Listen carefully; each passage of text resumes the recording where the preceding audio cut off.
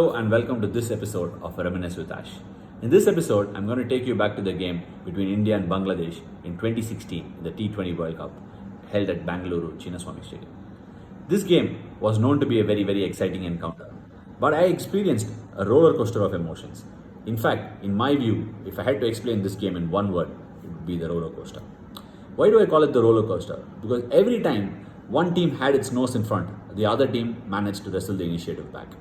We batted first, couldn't get a big score on the board.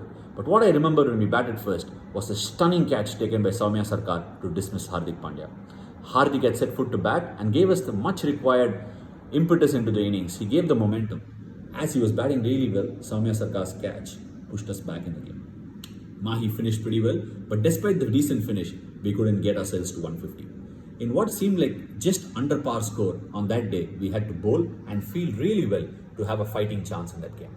When we started to field and bowl, things didn't start up very brightly. As things didn't start up very brightly, standing there at mid-on, I felt this game was not ours. We misfielded, we put down as many as 3 catches of Tamim Iqbal and Shakib Al Hasan, where both of them made us pay in a small way. When Tamim Iqbal was put down by Jasprit at short fine, he went on to score 4 boundaries in Jasprit's 6th over in the power play. These 4 boundaries were not all crisp shots. One of them was edged fine to third man for a boundary, the other one was slapped without time through mid-off for a boundary, and I started to feel if this game was not meant to be ours. As this was happening, Tamim Iqbal stepped out and got stumped to Ravindra Jadeja right after the power play. Shakib Al Hasan came into bat a bit later, but I put him down in the 10th over where Shakib made me pay heavily.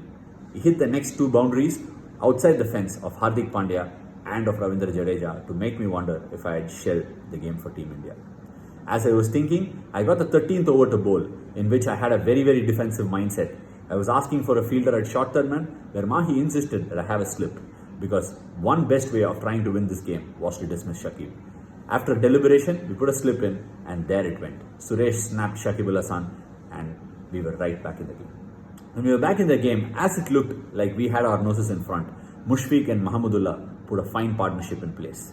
As the game was meandering along, they needed 20 odd runs of the last 2 overs. Jasprit, who had had a pretty ordinary game till then, he had that last power play over, put a catch down, hadn't had the greatest of games till then, came back to bowl one of the best 19th over that I've ever seen from a youngster then.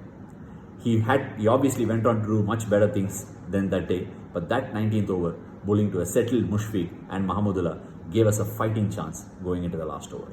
Hardik, with the 20th over, had the responsibility of defending 10 runs. Where Mahi and Hardik had a chat about what to bowl, the first ball was a fine cover drive by Mushfiq past cover for a boundary. The next one was a streaky flick, missing Mahi's glove by a whisker for a boundary. I thought the game was all but done.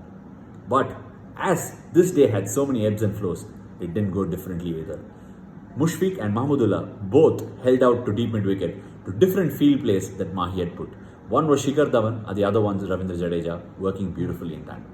Now, of the last ball, a incoming batsman, Shivagata Home, had to just make 2 runs? 2 runs of the last ball, and we had a discussion in the middle in the huddle, where everybody gave different options, but it was finally decided upon that a bouncer be bowled. Hardik executed in what was a decent bouncer under pressure.